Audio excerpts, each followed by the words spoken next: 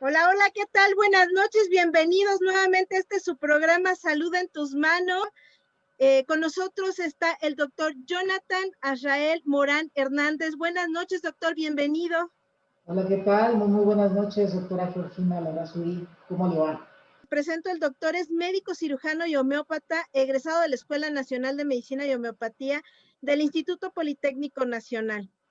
Asimismo, él tiene la especialidad en la terapéutica homeopática, también por el área de posgrado del Instituto Politécnico Nacional. Además de que es posgrado, también se dedican mucho a la investigación y eso es importantísimo porque es lo que más interesa en la homeopatía. Aparte, es coordinador del servicio de homeopatía del Centro de Especialidades, o lo que nosotros llamamos SEMI, de lo que es la Clínica de Especialidades número 4 de los Servicios de Salud Pública, y él es el coordinador de este servicio de homeopatía. Muchas gracias por aceptar la invitación. Bienvenido. Pues, doctora, antes que otra cosa, muchas gracias por la invitación. Es un gusto, es un placer poder hablar de un tema tan rico, tan sabroso, que es de la homeopatía. Es muy apasionante este tema y sin lugar a dudas es más apasionante todavía el poder transmitir, comunicar esta información a todo el público que tienes para que pues todos sepan un poquito más al respecto de qué es la homeopatía, cuál es la situación actual de la homeopatía en nuestro país y en general en el mundo entero, porque aunque es una disciplina médica que aparentemente no ha tenido este supuesto desarrollo como la medicina convencional, pues es todo lo contrario. Ok, mira, antes de que empecemos el programa, quisiera leerles una frase esta es de Hahnemann, y dice: en el arte de la medicina, dejar de aprender es un crimen. Esta frase es una de las tantas frases que Samuel Hahnemann dio a la medicina. Te quiero preguntar, doctor, por favor, platícanos un poquito, así brevemente, de qué es la homeopatía, por favor. Claro, por supuesto, doctora. La homeopatía es un método clínico terapéutico que tiene como finalidad prescribir medicamentos o sustancias a pequeñas dosis con la finalidad de resolver un problema de salud. ¿Okay? Pero aquí en particular es esto. Son dosis muy pequeñas de sustancias que son capaces de provocar eh, las mismas enfermedades o signos y síntomas muy parecidos a los diagnósticos o malestares que tiene una persona o un enfermo, ¿ok? Es decir, gracias a que esta sustancia es capaz de producir en una persona sana esos mismos síntomas, si se los damos en una persona enferma, es capaz de resolverlos, ¿ok? Esta es una gran característica, una cosa muy importante del tratamiento homeopático. ¿Por qué? Porque eso es lo que vuelve a la medicina homeopática como una medicina dinámica. ¿En qué consiste esto? ¿Qué es eso de medicina dinámica? Bueno, la medicina dinámica consiste justamente en que es una sustancia medicamentosa que estimula al organismo para que el propio organismo, por sí mismo, echa a andar sus mecanismos de restauración, de compensación, para que él mismo pueda resolver sus conflictos de enfermedad. Pero esto es provocado, esto es orquestado por el medicamento homeopático. A grosso modo, esto es la medicina homeopática, en eso consiste. Es una medicina que estimula al organismo para que por él mismo pueda corregir sus problemas de enfermedad. ¿Qué diferencia podrías hacer o qué podemos nosotros encontrar en un médico homeópata que no encontremos en un alópata? Bueno, hablando específicamente de las diferencias de un médico homeópata y un médico alópata, es que el médico homeópata en su práctica médica es necesario, forzosamente, muy necesario el contacto humano. Es decir, para el médico homeópata es importante, es importantísimo, no se puede hacer a un lado ni mucho menos soslayar, no se puede olvidar la parte primordial de generar un interrogatorio a detalle de los signos y síntomas del enfermo, del paciente. Es decir, el médico homeópata hace de la medicina una cuestión que es arte, ¿ok? ¿Y por qué lo defino así? Porque el médico homeópata no puede sustituir el interrogatorio del paciente por estudios de laboratorio, nada más, ¿ok? Es necesario tener que hacer esa combinación de esas dos partes. Por un lado, sí, analizar, estudiar y observar los estudios de laboratorio y gabinete, como en la medicina convencional, ¿ok? Pero también una cosa primordial en el médico homeópata es que este debe de generar, ¿ok? Todo el saber y el conocimiento del paciente en particular para poder obtener esa información necesaria para la prescripción del medicamento. ¿Ya se queda? Exacto. Perfectísimo. Sí. Bueno, para estas preguntas de las que me está haciendo la doctora Georgina, es bien importante que, independientemente de que si somos médicos de alguna especialidad en particular, es crucial primero, antes que otra cosa, ¿ok? Poder definir qué es la salud en términos generales. Y la salud se tiene muy bien definido, ¿ok? Se tiene una definición muy bien contemplada desde 1978, en donde, en donde se tiene muy contemplado que es un estado de completo bienestar físico, mental y social. Debemos de tener muy clara esa parte. Es decir, el estado de salud no es solamente la ausencia de la enfermedad o la ausencia del malestar, como bien lo dice la definición, sino que además de eso, es un estado en donde se están conjugando el bienestar físico, el mental y el social. Y que además dentro de la definición, metiéndonos ya como un poquito ya en materia de la parte legal, le da este carácter. Es un derecho fundamental. Eso es una cosa precisa, tener que irlo señalando desde este momento. Ahora bien, para poder avanzar al siguiente punto, sí me gustaría tener muy en claro que la medicina homeopática, un especialista, un médico homeópata, concibe perfectamente bien el significado de lo que es salud, el concepto de salud, porque en su práctica médica hace una práctica médica integral. Es decir, necesita el médico homeópata no solamente observar los malestares físicos, sino también la situación social en la que vive el paciente, su entorno en general, pero también la parte psicoafectiva del individuo, que sin lugar a dudas termina generando malestares en el organismo, en el cuerpo, a nivel físico. Es decir, la conducta y el actuar del médico homeópata hace valer tal cual el concepto de salud de la OMS y la UNICEF. En ese entonces, como se les comentaba, desde entonces se viene manejando como concepto y el médico homeópata lo pone en práctica muy bien. En el actuar y en el quehacer médico homeopático no se queda el concepto de salud solo como un concepto, sino que se desarrolla, se lleva a cabo a la práctica, ¿vale? Eso es una cosa muy importante a considerar en la práctica médico homeopática. Y bueno, pues esta cuestión de la homeopatía, como me lo preguntaban, pues ¿en qué consiste? ¿En qué se trata? Y entonces aquí les muestro que etimológicamente hablando, ¿ok? Homeios, homeos, significa semejante y patos enfermedad. Entonces estamos hablando de que por sí mismo el concepto de homeopatía etimológicamente hablando significa semejante a la enfermedad o al sufrimiento del paciente.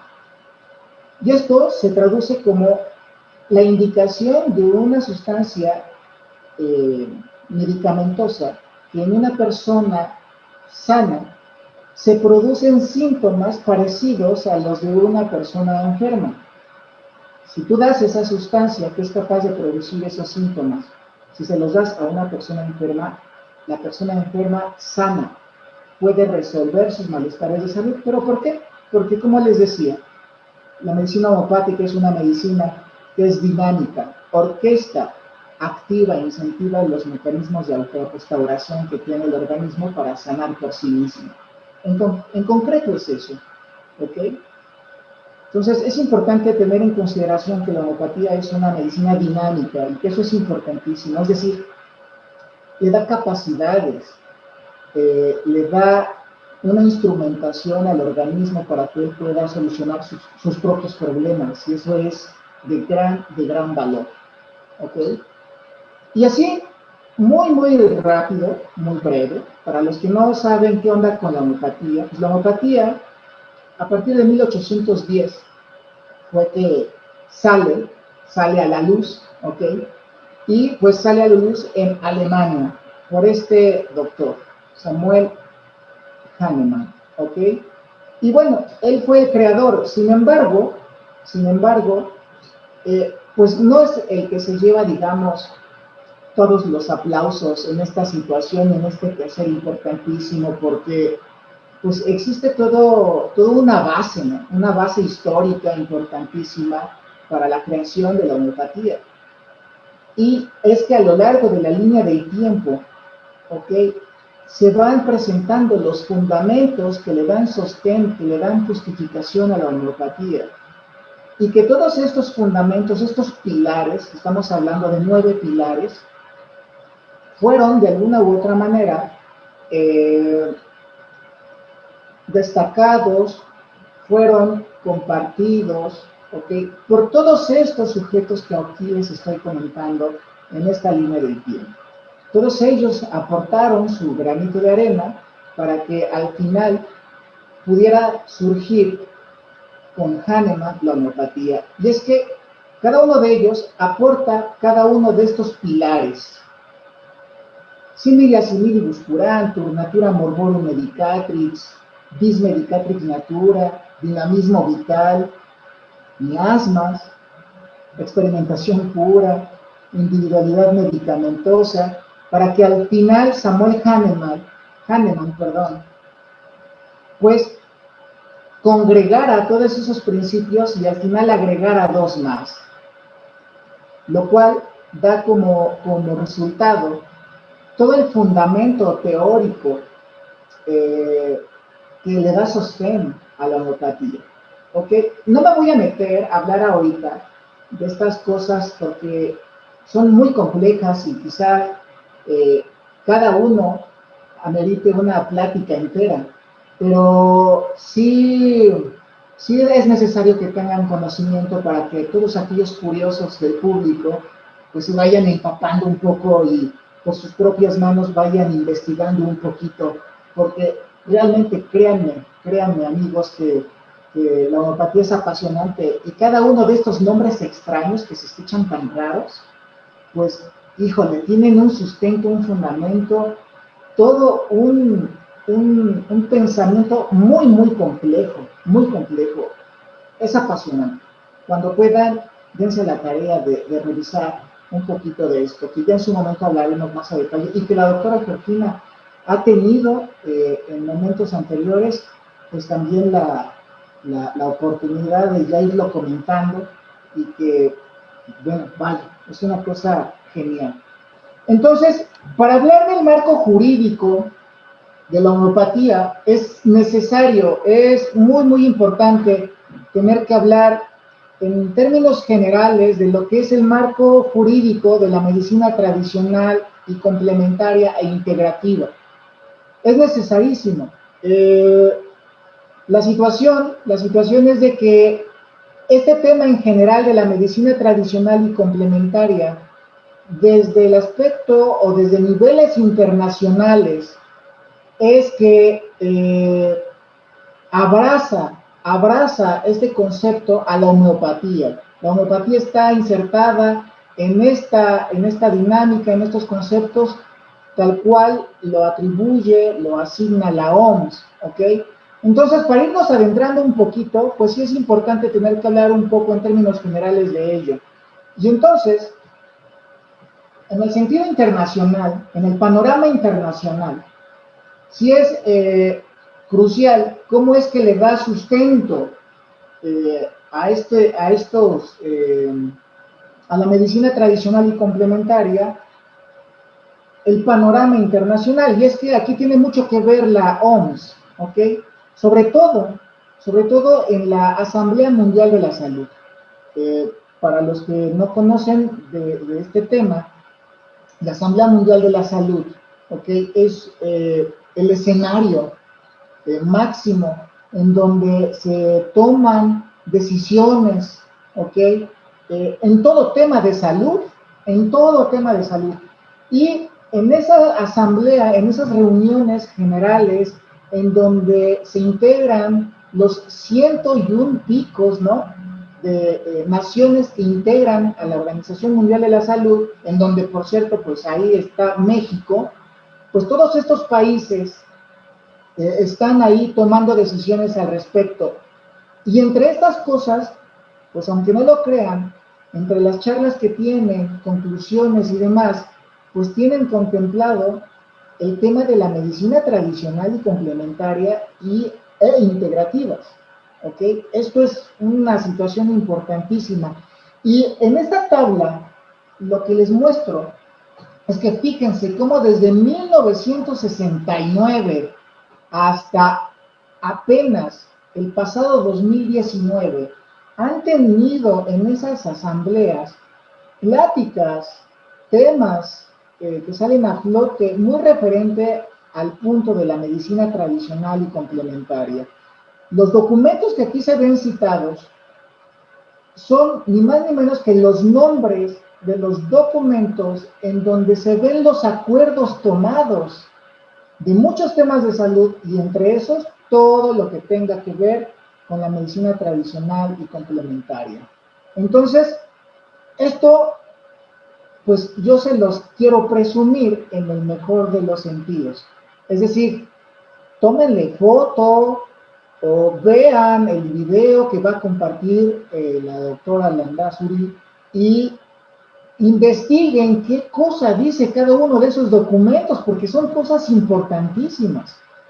Imagínense nada más que en esos acuerdos de esos documentos se habla de muchas cosas. Por ejemplo, a grosso modo, se habla de la necesidad de rescatar la medicina tradicional, complementarias, alternativas e integrativas, ¿ok? De la necesidad, porque la medicina convencional se está quedando ya corta ante los problemas de salud que se viven a nivel mundial. Es necesario tener que rescatar este tipo de disciplinas que abundan en todo el mundo, en cada región del mundo. Primer punto. Segundo punto, hablan también respecto a la necesidad de que se deben de rescatar esas disciplinas médicas, pero para poder fomentar la investigación también en ellas. También se habla de que es importantísimo rescatar estas disciplinas porque se tiene que fomentar la enseñanza en facultades, universidades, etcétera, etcétera, ¿no? Todo este tipo de situaciones son las que se hablan en estos documentos que les estoy mostrando y que sin duda el día que yo estuve revisando y checando todos estos detalles, la verdad es que me quedé con la boca abierta porque en la agenda internacional se tiene muy contemplado todo esto de la medicina tradicional y complementaria y el gran empuje que viene desde allá arriba a nivel internacional por la OMS y en su Asamblea Mundial de la Salud para empujar hasta donde se pueda e incentivar pues el uso, la práctica, la enseñanza, la investigación de tales disciplinas médicas. Importante. Pero además, pues no solamente se queda en los acuerdos establecidos. Además, existen estos documentos que les muestro aquí, que hay una gran variedad de temas, como lo pueden ver, pero que lo importante lo importante es este documento, Estrategia de la OMS sobre la medicina tradicional, del 2014 al 2023. ¿Qué es este documento? Aquí se los muestro. Este documento habla de tal cual todas las iniciativas a seguir, el plan, la estrategia a seguir para poder echar a andar, fomentar, incentivar todo lo relacionado con la medicina tradicional, pero también la medicina complementaria y todas aquellas medicinas que tengan un enfoque holístico, integral. ¿Ok? Importante, les sugiero que lo chequen, que revisen este documento, es una cosa genial y que además, bueno, pues aquí les paso el link o la dirección para que lo puedan consultar y descargar de forma gratuita. Esta información está abierta para todos. Chéquenlo. O sea que tú me estás diciendo que esto obviamente no nada más es a nivel homeopatía, sino ya es una estrategia que tiene la OMS para todas las alternativas tradicionales. No estamos hablando de acupuntura, estamos hablando de fitoterapia y obviamente de homeopatía. Todas las disciplinas, ¿no? De todas Sí, las por disciplinas supuesto. que tienen que ver la parte de las parteras, por ejemplo, ¿no? Exacto, Así es. exacto. Lo Eso, que sería entonces la regulación de todo este tipo de alternativas, ¿no? así es. De hecho, he de comentar lo siguiente.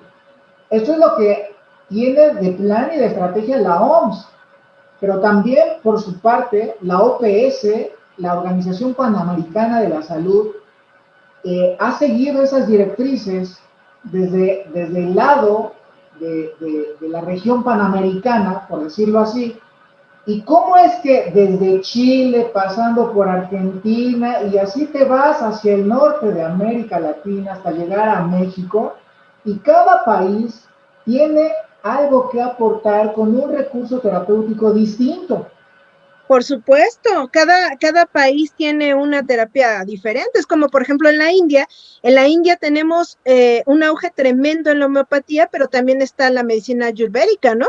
Claro, claro, y entonces por eso es que todos los países integrantes de la OMS y que acuden a la Asamblea Mundial de la Salud tienen que echar a andar sus estrategias para poner en práctica, pues, todos los recursos terapéuticos que tengan y darle cabida en su marco jurídico de cada país para que puedan echar a andar, pues, esos recursos terapéuticos.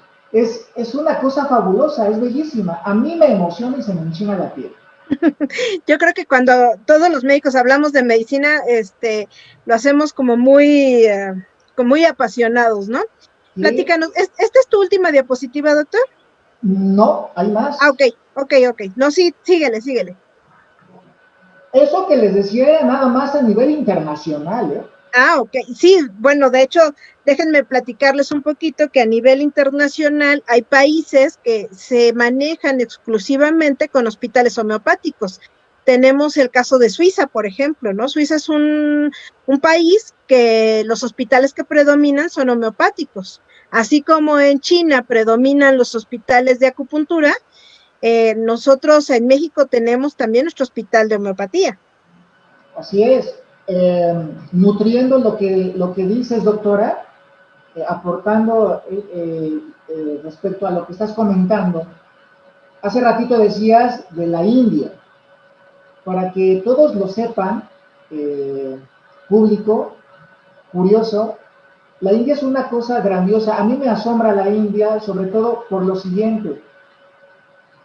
La India tiene 3 ministerios de salud. 3 ministerios de salud. Wow, nosotros con uno apenas podemos. Es como si habláramos de 3 secretarías de salud, ¿no? Nada más que ellos manejan una secretaría de salud, por así decirlo, enfocada a la medicina convencional, ¿no? Otra secretaría de salud enfocada a la medicina ayurvédica y otra secretaría de salud enfocada a la homeopatía. Estos son distinguidos allá como ministerios de salud.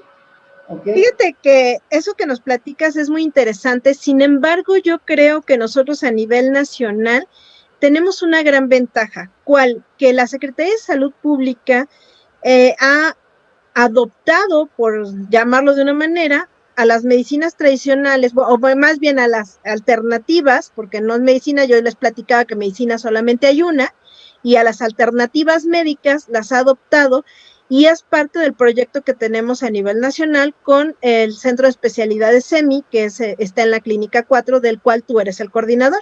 Así es, así es. Esta situación no me quiero adelantar, voy a llegar a ese punto ahorita, pero teniendo este panorama a nivel internacional, pues hay que tener conocimiento de qué es lo que pasa allá afuera, fuera de nuestras fronteras, ¿no? Más allá de nuestras fronteras.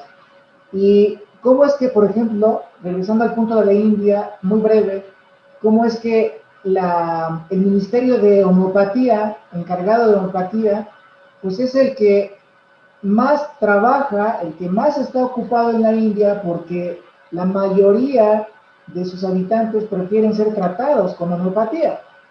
¿Ok? Entonces, esto es un punto primordial para tenerlo en mente. Eh, la gran mayoría de las personas pensarían que la homeopatía no es una disciplina médica tan activa, pero en realidad que a nivel internacional, puta, la actividad homeopática es enorme, es enorme. Claro. Y bueno, aquí parece que no lo es, pero claro que es, nosotros también tenemos lo nuestro. Ahorita vamos a platicar un poquito de eso. Mucho. Y México es una nación que tiene muchos aportes en esta terapéutica homeopática y que ha ofrecido de manera siempre presente, ¿ok? Aportes en el mundo de la homeopatía a nivel internacional, en todo el mundo. México es un país muy reconocido en este gremio homeopático por la actividad que tiene y los aportes que siempre ha ofrecido. Entonces, metiéndonos ya en el marco jurídico nacional, les comparto esto. Necesito primero hablar un poquito de tres artículos que los podemos encontrar en la Constitución Política de los Estados Unidos Mexicanos y que de alguna manera pues dan como la pauta, dan el marco general de pues, lo que tenemos que entender en este tema de las medicinas tradicionales, la medicina tradicional y complementaria. Por ejemplo, el artículo 2 es importante eh, puntualizar que en su inciso B es un artículo que habla mucho de no discriminar, ¿ok? Y en este sentido, echa a andar, establece que las políticas necesarias para garantizar la vigilancia de los derechos de los indígenas y el desarrollo integral de sus pueblos y comunidades, pero específicamente habla sobre el acceso efectivo que deben de tener pues, los pueblos indígenas para la aplicación y la cobertura del Sistema Nacional de Salud que sea garantizado. Es decir, debe de haber una cobertura universal de la atención médica y se debe de garantizar a todos, sea quien sea, en donde viva, en donde se encuentre, la garantía de la salud se debe dar a todos. Pero además especifica este tema de la medicina tradicional. Dice que se deben de aprovechar debidamente la medicina tradicional, entre otras situaciones específicas que más adelante hablaré.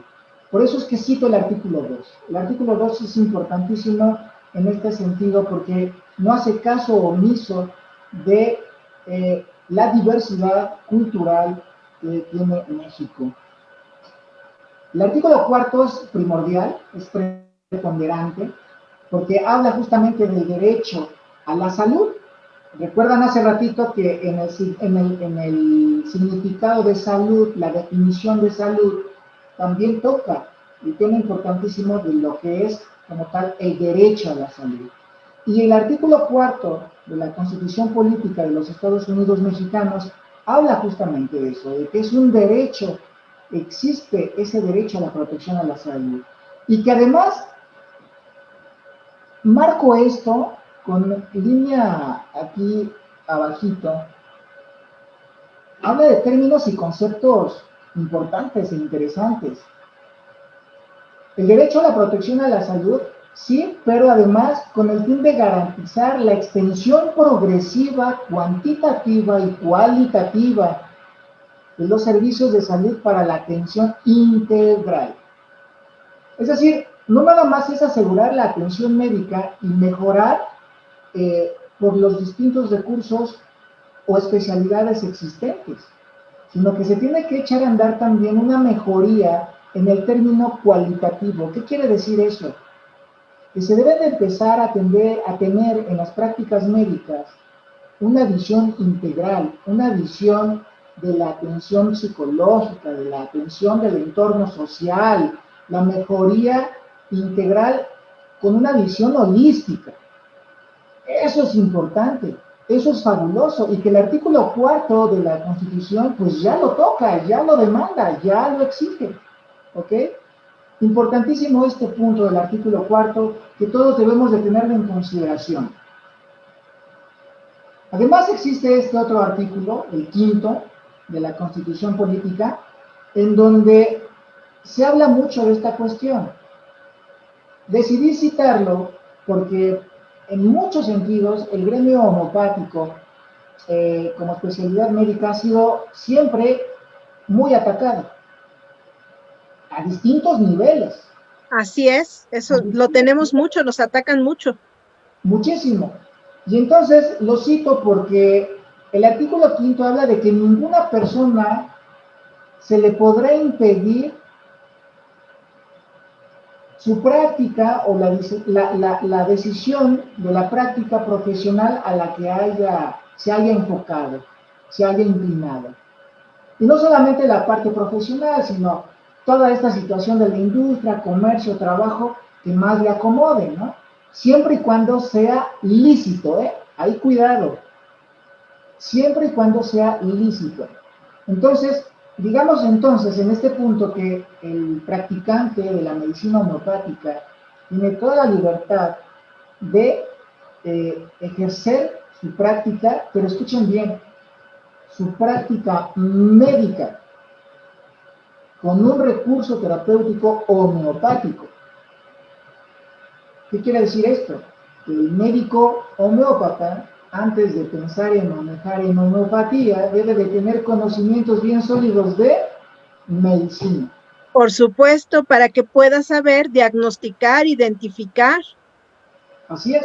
Y por eso es que aquí abajo habla de que pues, dichas profesiones, ¿okay?, que se especifican, necesitan un título para su ejercicio. Importante eso. Es decir, esto lo comento porque existen algunas escuelas en algunas partes del país en donde te dan un título de homeópata sin ser médico previamente. Entonces tú podrías... Digamos que como técnico. No.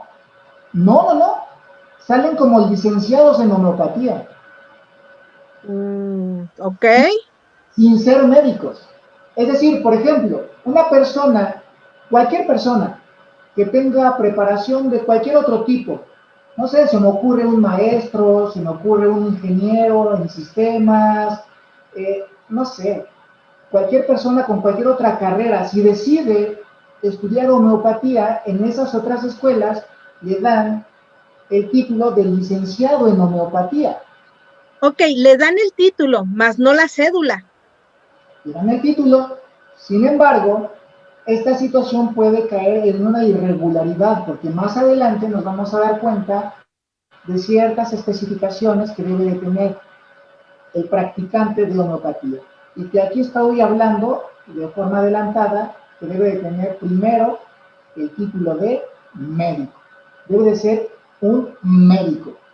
Bueno, esta situación es muy grave a nivel jurídico porque finalmente ahí una de las cosas que más nos atacan a los homeópatas precisamente es que no sabemos distinguir si el tratamiento es médico o no médico. Vamos, ¿a qué me refiero? Que de repente hay gente que le dice a los pacientes, no, usted deje su tratamiento convencional y empiece a tomar el tratamiento homeopático. Claro que hacemos eso si el paciente lo amerita, pero si el paciente no lo amerita, entonces no podemos dejar ese tratamiento farmacológico. Entonces, yo me pregunto ahí, ¿qué capacidad tiene esta persona que tiene un título, si así lo llamamos, que no viene acompañado con el de medicina? ¿Cómo vamos a poder identificar si puede tener esos límites, por ejemplo? Y a nivel jurídico, ¿dónde va a quedar este tipo de personas? Exacto, y es ahí donde personas que estudian de esta manera la homeopatía pueden caer, incurrir en una mala práctica, ¿ok? Y entonces, pues, se pueden detonar, pues, efectos adversos, secuelas, efectos no deseados, y Claro, lamentablemente, por una práctica homeopática sin conocimiento médico, es en donde la especialidad en homeopatía se ha visto muy golpeada a lo largo de la historia porque pues es practicada por gente que no tiene conocimientos en medicina, ¿ok? Entonces es importante así es. resaltar esto. Sí se puede, sí puedes practicar homeopatía, pero siempre y cuando seas médico. Y que para Médico, claro, y médico titulado con cédula. Tal cual, y que para ello, si tú tienes la curiosidad de estudiar esta especialidad en homeopatía, te puedes acercar a las escuelas que dan esta enseñanza a nivel de especialidad médica, en donde el requisito es Así es. que muestres tu cédula profesional de haber concluido, obvio, la licenciatura en medicina. ¿Ok? Damos, damos continuidad. Y es Claro, por supuesto, y una de las cosas importantes que deben de conocer es que así como habemos médicos generales, también hay médicos pediatras, médicos urgenciólogos, médicos anestesiólogos, médicos en otras especialidades que parte de su formación también la hacen como médico homeópata o viceversa, que salen como médico homeópata de la Escuela Nacional de Medicina y Homeopatía y posteriormente hacen una especialidad médica. Así es. Y paso a esta otra lámina, a esta otra diapositiva, porque enriquece mucho lo que estamos hablando ahorita. Es el reglamento interior de la Secretaría de Salud, ¿eh? Y habla en su artículo 25 en la fracción 7 de que es necesario proponer el diseño y el desarrollo de nuevos modelos de atención a la salud. Fíjense, eh, ya se está ahí incentivando a que se integren, ¿ok?, en los servicios de salud pública nuevos modelos de atención, además del convencional que todo el mundo conoce. Pero además en la fracción 17 viene una parte muy importante, la de dirigir acciones para la capacitación y sensibilización intercultural al personal del Sistema Nacional de Salud. Es decir, médicos, enfermeras, trabajadores sociales, químicos, todos aquellos que forman el cuerpo muy grande del sector salud público, ya deben de tener una perspectiva más amplia, una visión más amplia, más abierta a recibir este tipo de conocimiento, porque se tiene que poner en práctica, ya es necesario. Ya está justamente citado en este artículo y que además en la fracción 19 se especifica el de proponer y operar políticas sobre la medicina tradicional y medicinas complementarias. ¿Ok? Con esto quiero decir, y con la lámina anterior, de que no porque se esté rescatando la medicina tradicional y la medicina complementaria se va a poner en práctica así, como si la cogieras de una región y la plasmaras así inmediatamente al sector salud público. No. Se está perfilando para que esas disciplinas médicas también sean médicos quienes las pongan en práctica. Claro. Fíjate que cuando nosotros empezamos la clínica, antes de empezar la clínica, fue un trabajo muy arduo de prácticamente 2 años previos a la reinauguración, ¿no? El formar todo el cuadro básico, la normatividad, simplemente modificar las instalaciones de la clínica. Para quienes conozcan la clínica tiene ya más de 100 años, sin embargo, tenemos, si no me recuerdo, desde el 2009 que se volvió a reinaugurar porque hubo que modificarla completamente para que todo esto pudiera entrar.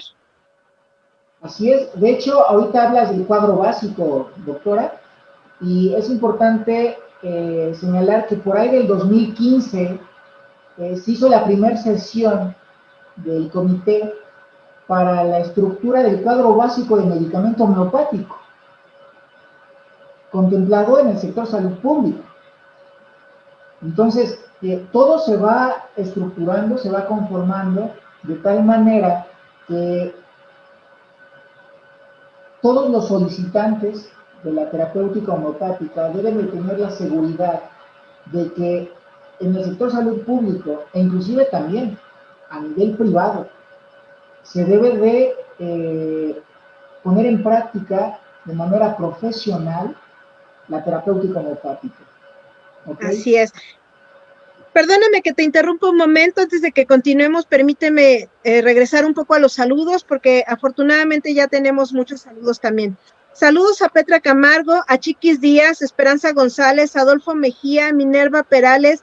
Dice Mirla Cobos, yo no soy doctora, pero me encantan estos temas. Imagínate, Mirla, si a ti te encantan, a nosotros nos fascinan. Dice Mafer Vera, buenas noches. Nelly Loana Alemán Reina, muchas gracias. Déjenme platicarles que Nelly es una de nuestras ponentes, ya regresa, ya nos la han pedido mucho, ya regresa con un nuevo tema también, así que pónganse buzos porque después de lo que es homeopatía, regresamos nuevamente con nuestras dos psicólogas queridas. También saludos a Irene Carranza, a Oscar Lancelot, a Mike Aguilar, a Gaviota Montes y a Víctor Sendejas. Víctor, eres un palero, porque dice que qué guapa doctora. Muchas gracias, un besote a todos. Perdón, doctor, muchas gracias por permitirnos interrumpirte. No, para nada. Y bueno, pues,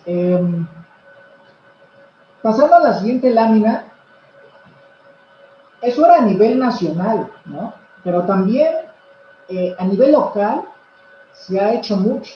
Y he de decir que la Ciudad de México es una de las entidades federativas que ha sido pionera en la reestructuración de su marco jurídico, ¿ok? De tal manera que por ahí del 2009, ¿ok? Se hizo una reestructuración y en su ley de salud del Distrito Federal, aún así contemplada todavía, en el artículo 24, fracción 27, se habla de justamente todo este párrafo. Desarrollar e implementar un programa de medicina integrativa, el programa que usted ha estado hablando, doctora, es importante, muy resaltante, en la que se incluya lo relacionado a la homeopatía, herbolaria, quiropráctica, acupuntura, naturopatía, entre otros más, porque la lista es interminable entre opciones terapéuticas, ¿ok? Que tengan como propósito su integración y ofrecimiento en las unidades de atención a su cargo. El fomento, además esto es muy digno de resaltar, el fomento a su conocimiento y práctica adecuada, ¿ok? Así como la vigilancia de su uso terapéutico apropiado y seguro. Es decir, se tiene que echar a andar, ¿ok? Y así ha venido haciéndose ya. Medidas de farmacovigilancia. La farmacovigilancia en la terapéutica homeopática, como en otros recursos terapéuticos donde se implementan sustancias medicamentosas, pero también en otras que no se desarrolla como tal la implementación de sustancias, pero sí utilizan otras técnicas, por ejemplo la aplicación de agujas. Esto se llama tecnovigilancia.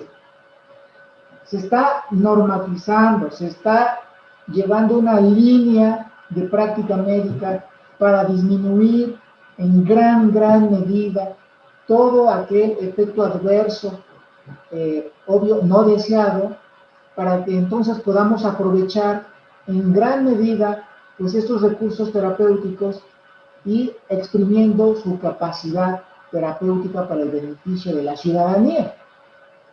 Importante esta parte del artículo 24. Pero bueno, ya basta de hablar de la medicina tradicional y complementaria en términos generales. Pues ya es bueno entrarle al mole, ¿no?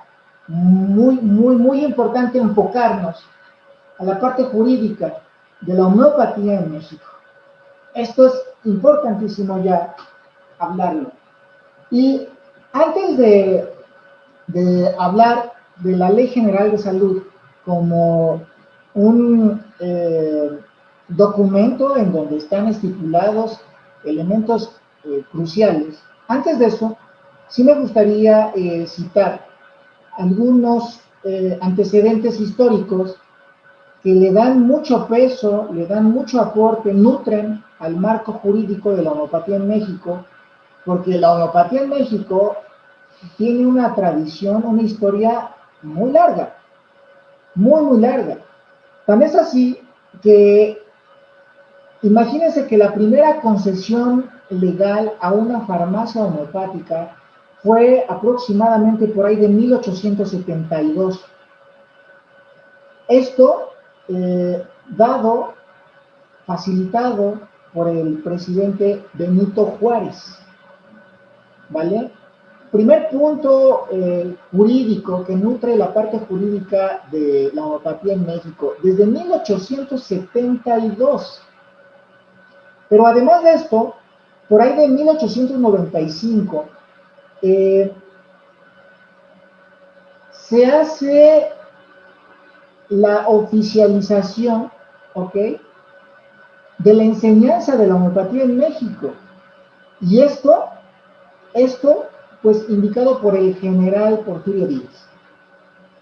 Estamos hablando desde 1895 que la homeopatía se oficializó su enseñanza, ¿no?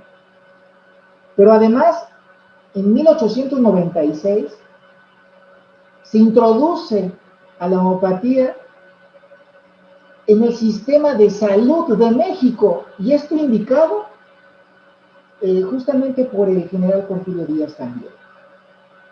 O sea, hay una tradición importantísima en México respecto a la homeopatía. Esto es relevante, tener conocimiento de cómo es que la homeopatía nos ha acompañado, ha sido muy buen amigo para México.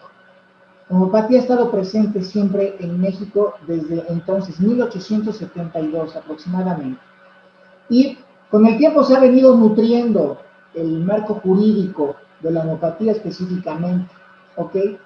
De tal manera que, comenzando por la Ley General de Salud, en los títulos que ahí se especifican, en el artículo 28 bis, fíjense cómo hace una señalización muy puntual de que los profesionales que podrán prescribir medicamentos son los médicos generales, los médicos homeópatas, cirujanos dentistas, médicos veterinarios y licenciados en enfermería. Pero quienes podrán prescribir aquellos medicamentos del Compendio Nacional de Insumos para la Salud que determine la Secretaría de Salud en cuanto a los licenciados de enfermería. Aquí necesito especificar esta parte porque el hecho de que todos estos profesionales de salud tengan la posibilidad de prescribir medicamento no quiere decir que todos puedan prescribir medicamento homeopático. Así es. ¿Ok? Es decir, aquí yo voy a ser muy puntual. Porque se necesita una base para poder prescribirlas. Exacto, doctora. Exacto. Es decir, claro. ¿Por qué un médico homeópata? Aquí lo voy a dejar bien claro. ¿Por qué un médico homeópata sí puede prescribir cualquier medicamento? Porque ahorita voy a con la siguiente presentación les voy a enseñar cuáles son los medicamentos según su especie que se están contemplando ya de manera oficial, ¿no? De manera oficial. Qué bueno medicamentos. Qué bueno que vamos a pasar a eso precisamente porque tenemos aquí una pregunta que dice, doctor, ¿nos puede decir por favor de qué están hechos los medicamentos y si estos caducan? Perfecto, ahorita voy a ello. Sí quiero dejar bien en claro esto, de por qué los médicos homeópatas sí pueden prescribir medicamentos convencionales y además homeopáticos. ¿Por qué? Pues muy fácil. Porque el médico homeópata, en su tira de materias, cuando estudia la licenciatura, tiene en su programa de estudios, en su plan de estudios, materias de farmacología. Esta materia de farmacología, estamos hablando que nos enseñan con esa materia a prescribir medicamentos convencionales, como cualquier otro médico. Pero además en nuestro programa de estudios a nivel de licenciatura, nos enseñan a prescribir medicamentos homeopáticos. Es decir, el médico homeópata sale con una cédula profesional que avala que está capacitado para prescribir medicamento tanto alopático como homeopático. Y bueno, por si fuera poco, también el médico homeópata sale con conocimientos de cirugía. ¿Ok? Por supuesto. Es decir, el médico homeópata tiene conocimientos para la manipulación de 3 recursos terapéuticos: la alopatía, la homeopatía y la cirugía. ¿En dónde, por ejemplo, en dónde se tiene esta enseñanza? Bueno, una escuela es la Escuela Nacional de Medicina y Homeopatía, que en su plan de estudios le enseña entre estas cosas y más a sus estudiantes. ¿Ok? Otra escuela también es la Libre de Homeopatía, que por tradición es una escuela importante también en materia de homeopatía y que también sus estudiantes salen con estos conocimientos. ¿Ok?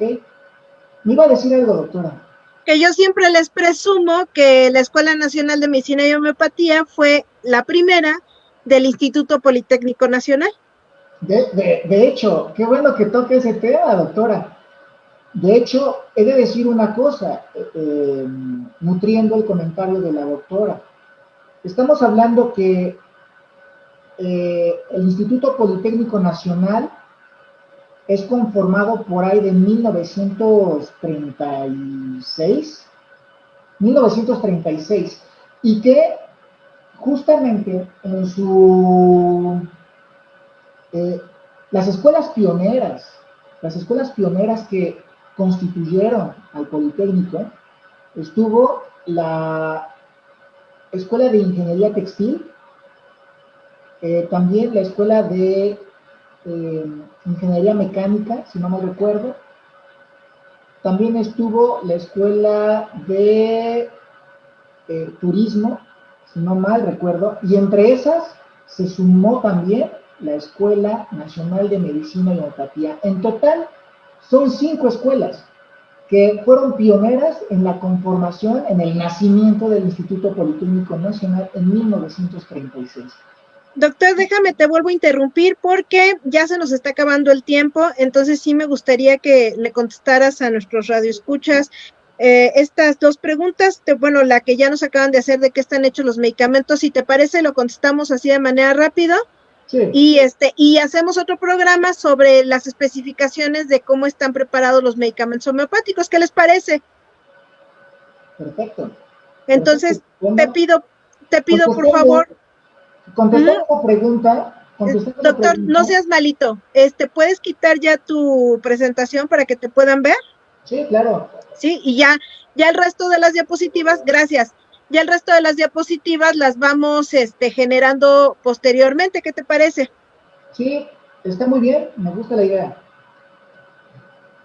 Bueno, pues dando respuesta a la pregunta que me hacen de qué están conformados los medicamentos homeopáticos, en general podemos considerar que los medicamentos homeopáticos pueden estar creados por 3 reinos, así se les denomina, básicamente.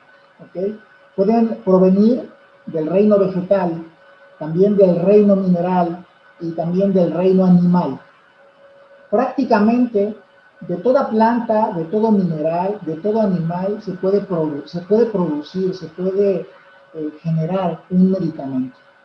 Ahora bien, siendo un poco más puntuales en cuanto a la presentación farmacéutica, un medicamento homeopático está preparado con un vehículo y también con un conservador. El vehículo, en este caso estamos hablando de la presentación clásica que tiene el medicamento homeopático, que son glóbulos. Los glóbulos, así es, esas bolitas blancas de azúcar, ¿ok? Son justamente producidas de sacarosa o lactosa. Pueden ser cualquiera de esos dos productos. El vehículo es ese, y también tienen un conservador que es el alcohol. Pero dentro de toda esa, de ese recurso que es el vehículo y el conservador, en su interior, pues viene justamente la sustancia, el medicamento, como les decía, y puede ser de origen vegetal, animal o mineral. muy bien. Y bueno, con respecto a lo de que no caducan, ahí los vamos a dejar con el pendiente. Yo les puedo decir ahorita que no, pero les vamos a hacer un video especial sobre eso, porque los tratamientos homeopáticos tienen muchas especificaciones. No caducan propiamente, pero sí se inactivan. Entonces ya iremos platicando poco a poquito de todo esto. Ya nada más para terminar con tenemos muchas preguntas que vamos a tener que dejar al aire, pero me parece muy importante una que hace José Guadalupe Camargo, que dice, ¿qué importancia tiene esta rama en la medicina en esta época que estamos viviendo con la pandemia? Déjenme platicarles que la próxima semana viene la doctora Jocelyn Frías, precisamente hablando sobre homeopatía y pandemia COVID, pero si nos puedes adelantar un poco, doctor. Claro, por supuesto. La importancia que tiene la homeopatía en este escenario de pandemia es mucha, es mucha. ¿Por qué motivo?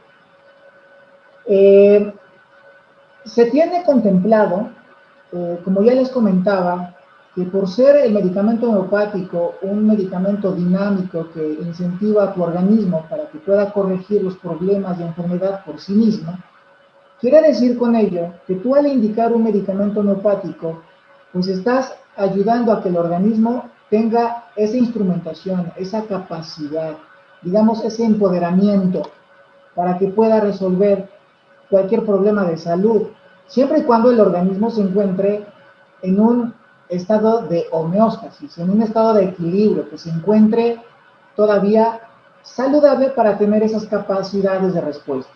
Pero para ello en el tema justamente de la pandemia, ¿qué tiene que ver? Pues es que tiene mucho que ver en el sentido de que ayuda a a incentivar una buena conducta, un buen rendimiento del sistema inmunológico, ¿ok? Es decir, el término adecuado sería genera una inmunorregulación. Ese es el término adecuado, el término técnico. Así es. ¿Vale? Que ya estaremos platicando más ampliamente en otros temas con respecto a lo que es la individualidad medicamentosa, la individualidad morbosa y lo que sería el terreno para nosotros los homeópatas, ¿no? Así es, doctora. Por supuesto, pues doctor, antes de que nos despidamos, ¿les quieres platicar algo para poder cerrar el programa? Bueno, hablar de la situación del marco jurídico, como pueden ver, es extenso. Todavía faltó hablar mucho al respecto. Espero que existan otros momentos, otra oportunidad para poder terminar de hablar de este tema, sobre todo para que todo el público tenga un conocimiento más certero de pues, la situación del marco jurídico de la homeopatía en nuestro país, que por cierto va creciendo, se va puliendo, va mejorando, ¿ok? Y que tan es así que hoy en día la práctica médica homeopática también se ha institucionalizado, ¿no? No nada más a nivel académico, sino también en la práctica médica. Hay dos lugares muy importantes en la práctica médica. Estamos hablando del Hospital Nacional Homeopático, y que en este sentido, por ejemplo, estamos hablando, hay que considerar ese punto importante, ¿no? Les decía que la homeopatía es una disciplina médica que ha estado acompañando en muchas situaciones importantes en el país. Por ejemplo, que la homeopatía se encuentra en el Hospital Nacional Homeopático, y el Hospital Nacional Homeopático es pionero, en la consolidación de la Secretaría de Salud. ¿Okay? Estamos hablando de por ahí de 1944. Es decir, el Hospital Juárez de México y el Hospital Nacional Homeopático, conjugados, conformaron la primera red de hospitales de la Secretaría de Salubridad de ese entonces. ¿Ok? Nada más fíjense qué tan importante es el Hospital Nacional Homeopático, y que a partir del 1 de octubre del 2011, se constituye el Centro Especializado en Medicina Integrativa, que se encuentra en la Clínica 4 de Especialidades Médicas, en la Alcaldía Cuauhtémoc, ¿ok? En donde también se da la práctica médica homeopática. Entonces, el avance del marco jurídico se ha ido reforzando, fortaleciendo, y pues es una cuestión que a todo el gremio homeopático, pero también a toda la gente, nos corresponde a todos que esto vaya creciendo, porque en medida de que los usuarios también demanden este tipo de prácticas médicas, pues digamos que el gobierno, ¿ok? El gobierno federal, el gobierno local, tiene que asegurar pues estas demandas de los usuarios para expandir la atención médica de este tipo. Entonces, está bien que todos sepamos cómo es el marco jurídico actual de nuestro país. Y pues bueno, así es. Ya por último, para terminar, a mí me gustaría mucho ofrecerles a tres de las personas que nos están escuchando la posibilidad de recibir un tratamiento médico individualizado que tenga el propósito de generar una profilaxis contra el COVID-19. ¿Okay? Aprovechen. Entonces, pues, bienvenidos sean. Estoy atento. ¿Cómo le vamos a hacer, doctor? ¿Cuál va a ser la dinámica para que puedan ganarse la atención contigo? Pues, no sé, tú coméntamelo, doctora, tú que eres la experta en ¿Qué te parece a los 3 primeros que dentro del grupo de salud en tus manos nos hagan saber que quieren tener esta oportunidad, pero dentro del grupo de salud en tus manos? ¿Qué te parece? Perfecto, perfectísimo. Perfecto, entonces, para aquellas personas que te quieren contactar de manera particular, ¿tienes algún consultorio privado o algo donde te puedan contactar? Claro, entonces, yo considero que lo ideal sería que me puedan contactar por mi correo electrónico, ¿ok? Entonces, no sé si lo digo aquí en viva voz. Sí, se ve mejor, ¿verdad? Sí. Ok, para que lo anoten, ahí se pueden comunicar contigo y ya de ahí pueden hacer su cita. Perfecto, excelente. Luego, buenas noches, que descansen. Buenas noches.